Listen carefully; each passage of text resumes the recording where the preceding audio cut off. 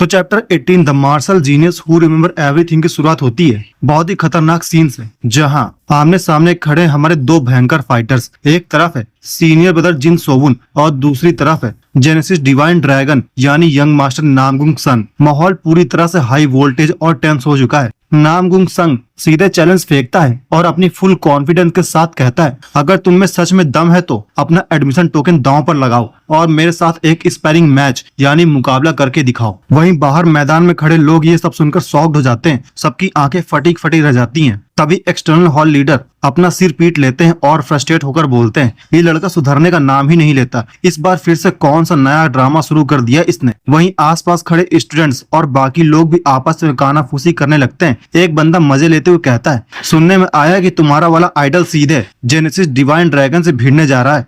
जिस पर दूसरा कैरेक्टर तुरंत झल्लाकर जवाब देता है, भाई वो मेरा कोई आइडल वाइडल नहीं है। सबके चेहरे पर पसीना छूट चुका है क्योंकि किसी को उम्मीद नहीं थी कि ये दोनों बिना किसी वार्निंग के अचानक इस तरह एक दूसरे के सामने आ जाएंगे। और भाई अब देखना यह है कि इस खतरनाक शोडाउन में बाजी कौन मारता है, जिन या फिर नामगुंग सन। पारा पूरी तरह हाई है और जनता अपनी जगह पर जम चुकी है। तभी वहीं मैदान में भागते भागते एक बंदा आता है और एक्सटर्नल हॉल लीडर्स कहता है कि इस सारा मामला क्या चल रहा है। तो जिन सोन के फादर जिन टैसन बताते हैं कि जिन सोन और नामगुंग सैन के बीच एक स्पैरिंग मैच का मुकाबला होने जा रहा है। और भाई ये सुनकर वो बंदा तो बिल्कुल तरह चौंक जाता है। और वहीं पास में खड़ी मिस सोंग, वो अपने मन ही मन सोचती है कि जब से मास्टर नामगुंग सन यहाँ पर आए हैं तब से यहाँ का माहौल बहुत ज्यादा टेंस हो चुका है और मैंने तो ये भी नहीं सोचा था कि अचानक ही फाइट ऐसे होने लगेगी। तभी हम वहीं पर कुछ छोटे बच्चों को देखते हैं जो कि बहुत ज्यादा एक्साइटेड और शोर मचा रहे थे, जहां चारों तरफ स्टूडेंट्स सीनियर ब्रदर जिन सोवन को चीयर कर रहे हैं। लोग पूरी तरह से एक्साइटेड हैं, कुछ लोग हैरान भी है क्योंकि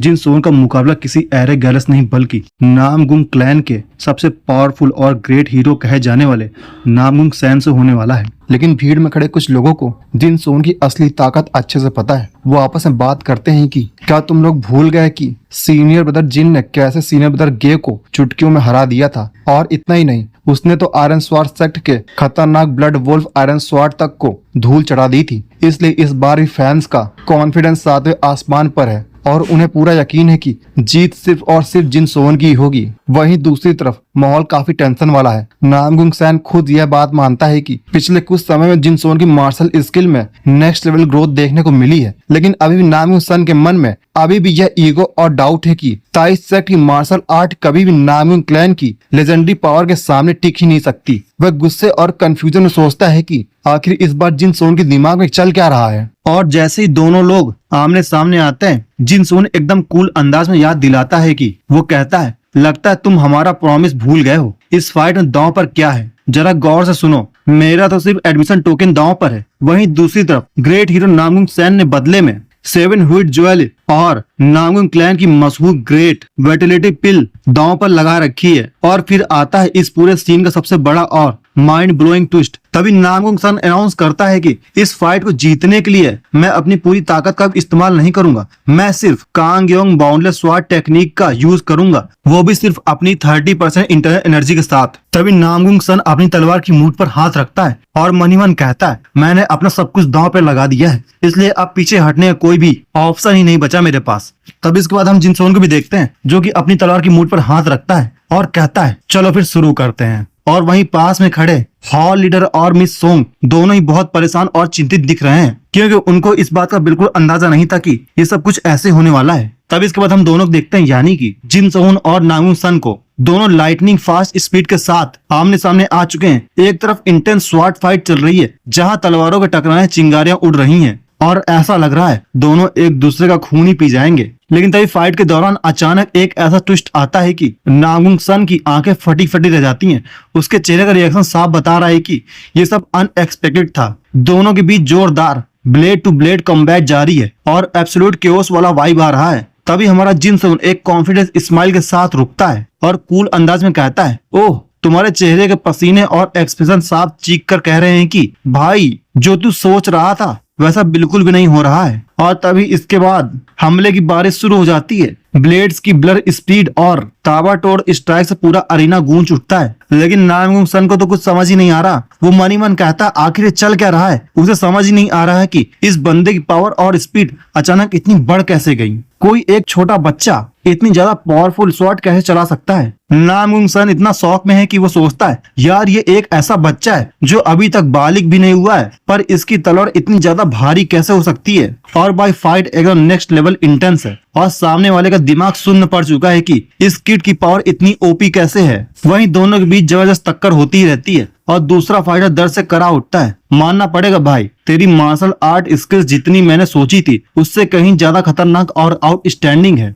यानी कि ये सब कुछ अपना नामगुंग सैन कह रहा है। पर भाई गेम अभी खत्म नहीं हुआ है, क्योंकि असली ट्विस्ट तो अब आने वाला है। क्योंकि नामगुंग सैन ने डिसाइड किया है कि वो अपनी खतरनाक स्वॉर्ड स्किल यूज करेगा, यानी कि Kang going boundless sword technique. सन जोर चिल्लाता है मिरेकल्स दोबारा नहीं होते और अपनी फुल पावर बाहर निकाल देता है। और भाई ये सीन पूरी तरह से हाइप पकड़ चुका है। विजुअल्स एकदम गूज बम्प्स देने वाले हैं। तभी इसके बाद हम जिन सोंग को देखते हैं। अपना हीरो वैसे भी हार मानने वालों से नहीं है। उसकी आंखें चमक उठती हैं और वह अपनी पूरी एनर्जी के साथ एक घातक काउंटर अटैक करने के लिए तैयार होता है। चारों तरफ नीली ऑरा फैल जाती है, क्योंकि नामगुंग सन भी काफी ज्यादा पावरफुल है ना यार। और भाई जो क्लैश चल रहा है ना एकदम नेक्स्ट लेवल पर है। एक तरफ वहीं खड़ा है नामगुंग क्लैन का फाइटर जिसका नाम नामगुंग सन है, जो अपनी तलवार की नशे में चूर है। और दूसरी तरफ हमारा जिन सोवन, जो कि एक छोटे सेट का मामूली से दिखने वाला शिष्य है, जिसने इस फाइट में भूचाल मचा दिया है। वहीं नामगुंग सन अपनी can going boundless sword technique का इस्तेमाल करता है, जो कि किसी प्रलय से कम नहीं है। लेकिन भाई ट्विस्ट तब आता है जब वो देखता है कि एक छोटे सेट का बंदा उसका इस अल्टीमेट टेक्निक को इतनी आसानी से ब्लॉक कर रहा है। सन गुस्से से पागल हो रहा है। वो चिल्लाकर कहता है कि तू कौन सी ट्रिक इस्तेमाल कर रहा है। तो इस बात पर जिन सोवन कहता है कि क्या तू भी वैसा ही है जैसा कि सियोंग मेहोन ने बकवास की थी। और भाई इस बंदे का ईगो आसमान छू जाता है। इसका साफ कहना है कि ताई सेट जैसी ताकतें और ऐसी मामूली लोग नामगुंग क्लैन के सामने कभी भी टिक नहीं सकते और इनकी हार तो इम्पॉसिबल है। तभी नामगुंग सन बोलता है मुझे माफ करना अगर तुम्हें बुरा लगा हो, लेकिन नामगुंग क्लैन कभी भी डिफीट नहीं हो सकती, इम्पॉसिबल। और भाई उसके तेवर से साफ है कि वो जिन सोनू कच्चा चबा जाना चाहता है। उसके गुस्से और ताकत की वजह से पूरा माहौल हिल चुका है और हर एक स्वॉर्ड स्विंग के साथ भयंकर स्पार्क्स उड़ रहे हैं। लेकिन सवाल यह है कि नामगुंग सैन इस मामूली सेट के शेर को हरा पाएगा या फिर नामगुंग क्लैन का यह गुरूर चकनाचूर होने वाला है। तभी वहीं थोड़ी दूर पर हम मिस सोंग और उसके फादर को देखते हैं। उसके फादर तो बड़े ज्यादा हैरान है। वो मरी मन बोलते हैं इतना खतरनाक मोमेंट, क्या ये बंदा सच में अपनी इंटरनल एनर्जी का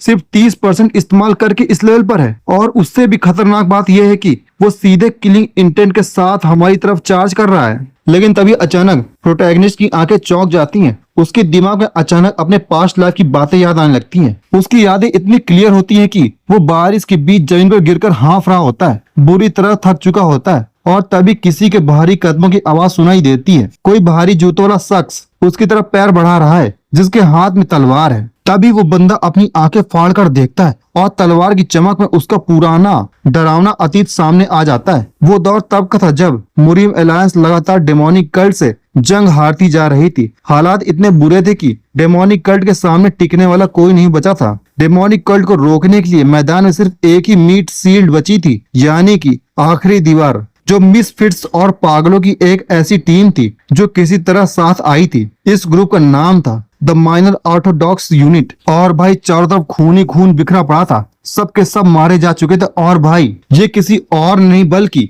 इस टीम के कैप्टन ने सब कुछ किया था। वो इतना दरिंदा था कि उसने अपने टीम को ही मार डाला था, यानी कि अपनी पूरी की पूरी यूनिट को। वो जिन सोंगी पास्ट लाइफ में उस मैदान में उसको इतना ज्यादा टॉर्चर करता है कि उसकी आंखों, मुंह और हर जगह से खून ही खून आने लगता है, क्योंकि इस सीन में सिर्फ और सिर्फ दर्द और तबाही दिखती है। और भाई बारिश के इस मौसम में सब कुछ थोड़ा इमोशनल और डार्क हो जाता है। वहाँ एक शैडो यानी कि उसका कैप्टन वो बोलता है जिन सोवन। और भाई इतना ट्रेजिक मूवमेंट है कि जहाँ सब कुछ बिखर सा गया है। लेकिन यही शुरू होता है जिन सोवन का असली माइंडसेट। उसके दिमाग में बस एक ही चीज चलता है, अगर मैंने फाइट नहीं की तो मेरे कॉमरेड्स मर जाएंगे। और ये गिल्ट और रिस्पॉन्सिबिलिटी का हैवी वेट है भाई। इसलिए जिन सोवन होल्ड बैक करने की भी नहीं सोचता। दुश्मन चाहे कितना भी रूथलेस हो, लेकिन जिन सोवन भी कुछ कम नहीं है। वो अपनी तलवार की ग्रिप को और टाइट करता है और उसके शरीर में अपने कॉमरेड्स को बचाने के लिए इंसेन एड्रेनलिन उसके शरीर में रस होने लगता है। वो अपने दोस्तों को बचाने के लिए पूरी ताकत से दहाड़ उठता है और अपनी जान की परवाह किए बिना अपने कैप्टन की तरफ बढ़ पड़ता है। और फिर जिनसोन बोलता है, और यही वजह है कि मैं हमेशा फ्रंट लाइन पर अपनी जान जोखिम में डालकर लड़ता हूँ।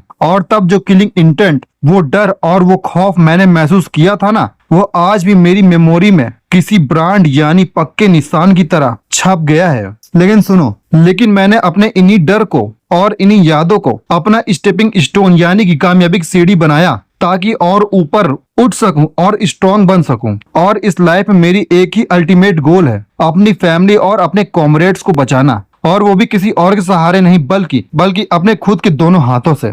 और यही बातें हमारे जिनसोन को खास बनाती हैं। और तभी हम अचानक प्रेजेंट में आ जाते हैं, जहां एक मैसिव ब्लास्ट होता है जिससे चारों तरफ धुआं और तबाही फैल जाती है। और ये देखकर मैदान में खड़े स्पेक्टेटर्स और साथी शॉक्ड रह जाते हैं। जमीन में धूल के बीच जिनसोन एकदम चित्त गिरा हुआ है, जिसे देखकर ऐसा लगता है कि वो पूरी तरह से डिफीट हो चुका है और इसलिए नागुंगसान अपनी जीत का दावा करने लगता है। लेकिन तभी प्लॉट ट्विस्ट आता है भाई। जिनसोन अचानक मुस्कुराते हुए उठता है, उसके चेहरे पर खून होता है और उसका एटीट्यूड पूरी तरह से बैडस होता है। लेकिन तभी जिनसोन नागुंगसान से कहता है, क्या तुमने साफ साफ यह नहीं कहा था कि तुम सिर्फ कांगयोंग बाउंडलेस स्वॉर्ड टेक्निक का इस्तेमाल करोगे? लेकिन तुम तो इंपीरियल किंग स्वॉर्ड टेक्निक का यूज कर रहे हो, और जो कि रूल्स के बिल्कुल खिलाफ है। और भाई ये सुनकर नागुंगसान एकदम दहशत में आ जाता है और माहौल पूरी तरह से टेंस भी हो जाता है। और अभी देखना यह है कि जिनसोन के साथ आखिर क्या होगा, कि नागुंगसान जिनसोन को मार डालेगा या फिर कुछ और ही होने वाला है। ये देखने के लिए वीडियो को लाइक और सब्सक्राइब कर दीजिए, और मैं जल्दी से आपके लिए 19 चैप्टर लाऊंगा, इसलिए टच में रहिएगा। ओके।